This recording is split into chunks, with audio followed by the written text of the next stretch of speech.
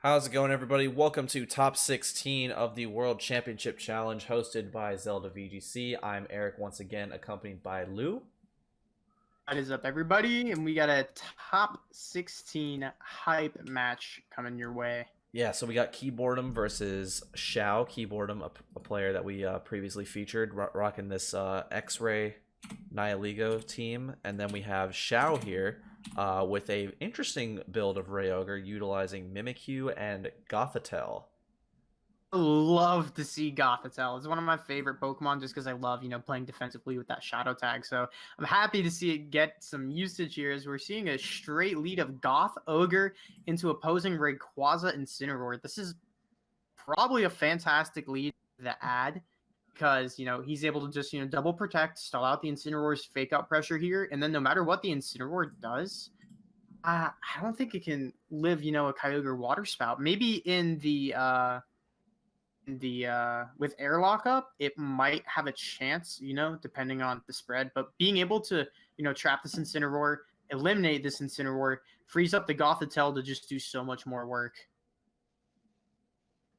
Yeah, this Gothitelle. The interesting part about Gothitelle is, other than besides, well, it's really Gothitelle and Gengar are the main Shadow Tigers in this format. But the thing about Gothitelle is that it's able to threaten that Shadow Tag immediately upon being sent out. So this Incineroar is virtually trapped here.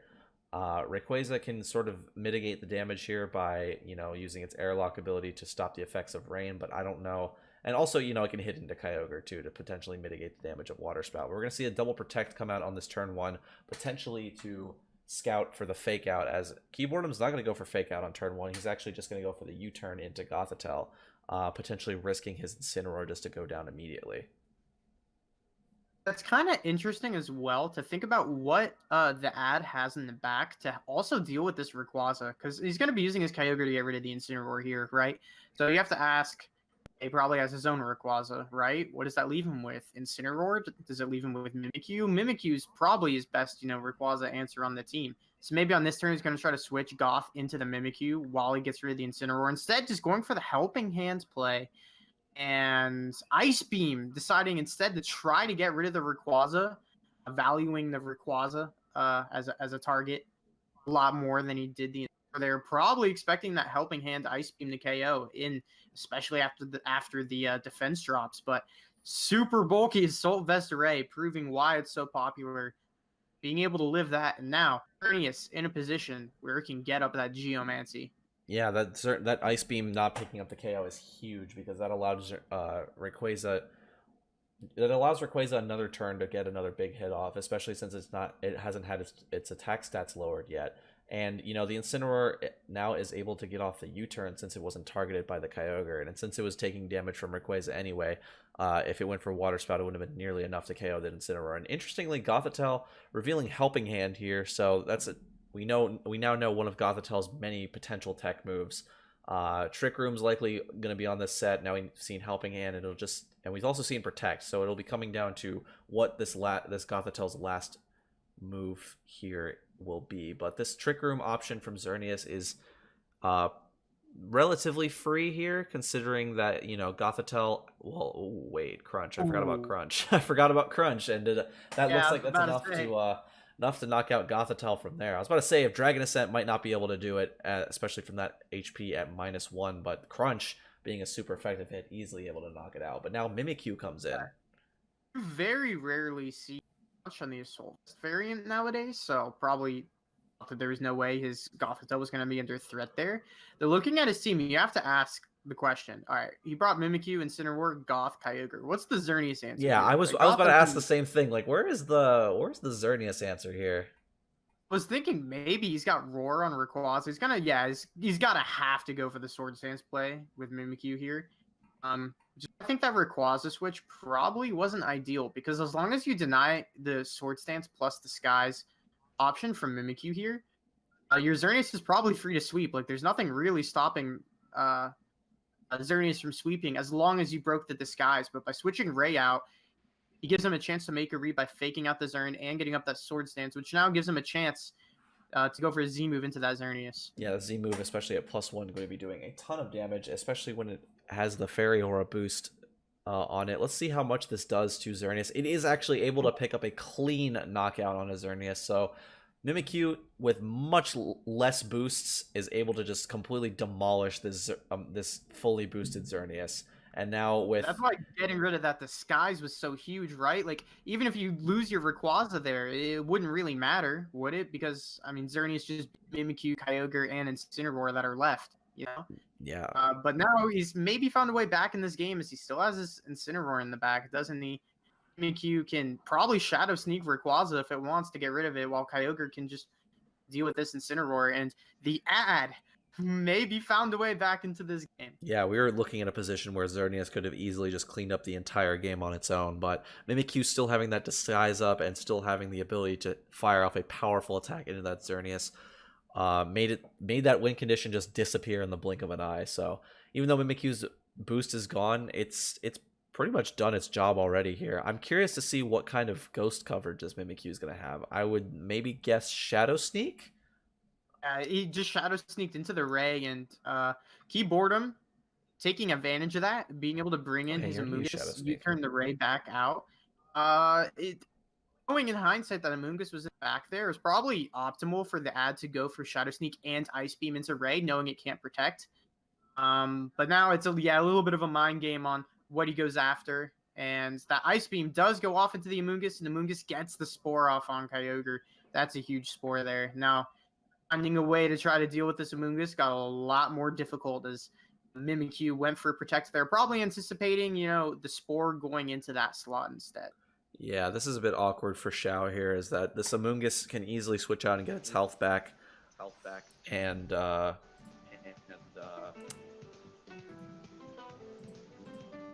yeah, Amoonguss can easily switch out here and get its health back with the Regenerator ability. But, maneuvering around this Amoonguss is going to be a little awkward for Ad here because it doesn't have any really immediate damage output into it, considering Kyogre just went to sleep. And, Amoonguss can just stay in and freely fire off spores, which it does into this Amoonguss as Keyboredom switches out their Incineroar into the very weakened Rayquaza, which now has to face fake out pressure from Incineroar. And that's also like kind of a free spore in that Mimikyu, right? And there's nothing that can really be done about it. Now Incineroar coming back onto the field. I mean, Incineroar can still do some work here, right? Like it threatens both of these things. Probably can live either attack, and so Amoonguss can try to go for a spore into the Incineroar, be able to get it off though, and the Incin switch in also is a potential.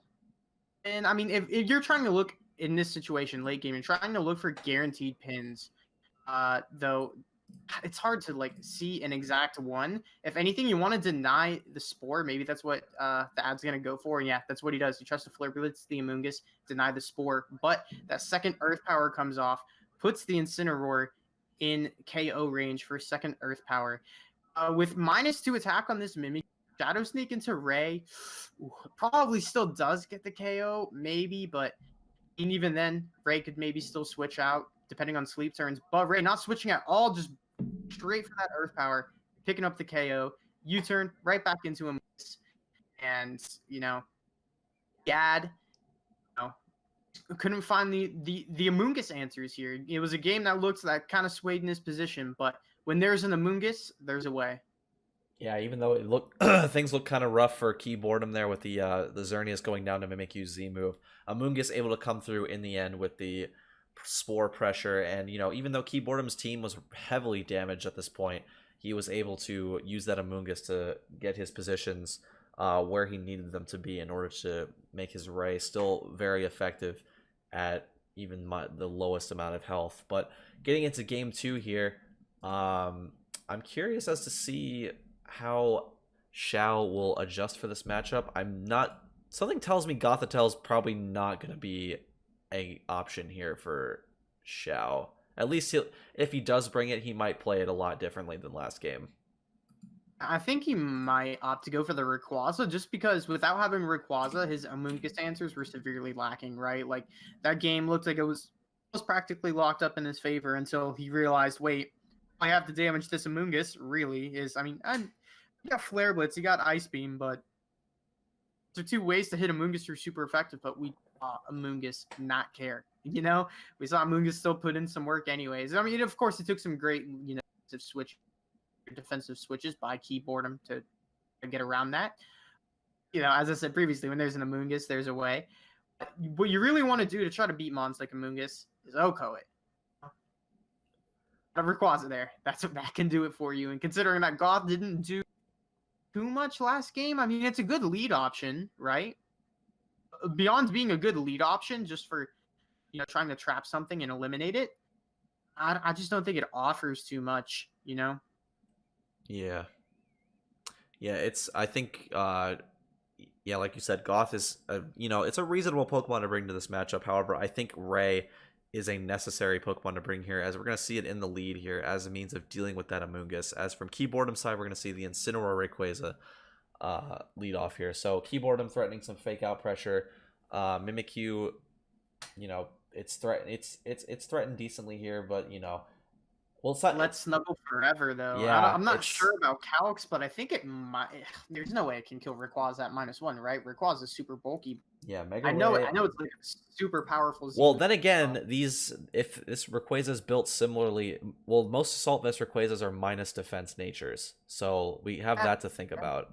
So they're weaker on the physical. At -1, I think it actually might be able to pick it up, even if it's intimidated. Yeah, Mimikyu still threatening a lot here at -1, even though which is also cool because it can't be faked out by Incineroar since it's a ghost type. So no threat of that disguise being broken by that. It can also just predicts Rayquaza to switch out here, fearing that Let's Snuggle Forever and just set up a Swords Dance if he wants to, since he kind of has a free turn to take that with Disguise. But obviously that still opens him up to damage next turn. But I think Keyboredom should be more scared than this Mimikyu. Yeah, definitely. And also, he did make the Rayquaza adjustment, right? As we were talking about earlier in team preview. It said he just decides to go for a Dragon Ascent straight into the Ray, lowering his defenses, being the Rayquaza going with that first Dragon Ascent, and that play rough, able to pick up the KO as Instant, breaks the Disguise with the U-turn. I think this turn, probably it's great to get rid of the Ray, but at the same time, now Xerneas is going to be in a position where it can fake out Geomancy bot, and there's not much the ad can really stop it unless he has his own Amoonguss in the back, because he did get rid of the Rayquaza from Keyboredom side. So that's the only way Keyboredom really has to get rid of his Amoonguss, especially in the rain where the Incineroar can't Flare Blitz. So if he has Kyogre Amoonguss in the back, this game might actually be locked up for him. But if he brought the same mons or if he brought the Incineroar and the Kyogre, as he brought the Incineroar last game, I think this actually looks like it's almost practically locked up for Keyboredom, just with a fake out into the Rayquaza and a Geomancy. Even if the Mimikyu Sword stances, it's going to be threatened by Xerneas next turn. Rayquaza's double intimidated. It's going to have to switch to maybe try to get an extreme speed off late game. So that Kyogre probably is going to come in for that slot. And it actually goes into the Incineroar instead of the Kyogre. And we see the double switch into Instant Kyogre. So that fake out probably going into... Oh, no fake out, actually. Straight Geomancy U-turn. Wow. Optimal there. Like, great play. And he's able to bring out that Amoonguss. And Amoonguss, I mean... Spore here. He can probably, protect Spore or something like that. Probably optimal for him to get it out onto the... But I think maybe it would have just been safer, honestly, just to fake out the Rayquaza to stop, Dragon Ascent, plus Let's Snuggle Forever to maybe put it within extreme speed range, plus Origin Pulse range from Kyogre late game. Yeah, I think that fake out play was really interesting because that allows him to get a free switch into that Amoonguss. And considering this position here, that does pretty much allow him to get a free Spore. But yeah, Amoonguss is able to easily live this Flare Blitz from Incin, and Amoonguss being at low health, not really a big deal because Amoonguss could always just switch out here.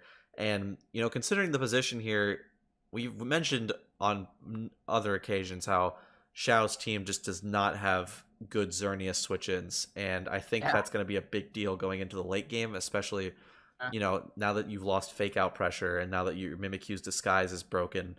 Xerneas can kind of just sit on the field here and just click Dazzling Gleam endlessly. That's probably going to be the end of that. I mean, Kyogre has an out here. He can create Origin Pulse. Really the only play you have here. Oh, he didn't even protect. Yeah, that's going to be the end of that pretty much. Yeah, Kyogre is not going to be able to do much against that. And with that, Keyboredom is going to take the set 2-0 and move on into the top 8. I think if there's anything that could have bailed him out there, it was probably having that Amoonguss, especially, if he's going to focus Rayquaza down with his own Rayquaza and Mimikyu on turn 1 like that. Because you imagine he didn't have to double into it. And doubling into it and giving him the free switch to Xerneas after, the instant U-turns to break the skies just put him in really an awful position. That's one of those scenarios in Pokemon where you really need to think about, oh, I can get rid of this threat here. If I get rid of this threat, I give a free switch in that screws me. Does it? Yes? No? Like, those are things that you really have to weigh. And you have to weigh if, the free switch in is worth picking up a KO against something that dominates your team. So seeing him pick up the KO on the Rayquaza and like with the fashion and doubling into it the way he did, I kind of thought that he might have the Amoonguss in the back just because prioritizing getting rid of Rayquaza when you have the Amoonguss to do work. But he didn't have the Amoonguss, and the match goes to Keyboredom. Yeah.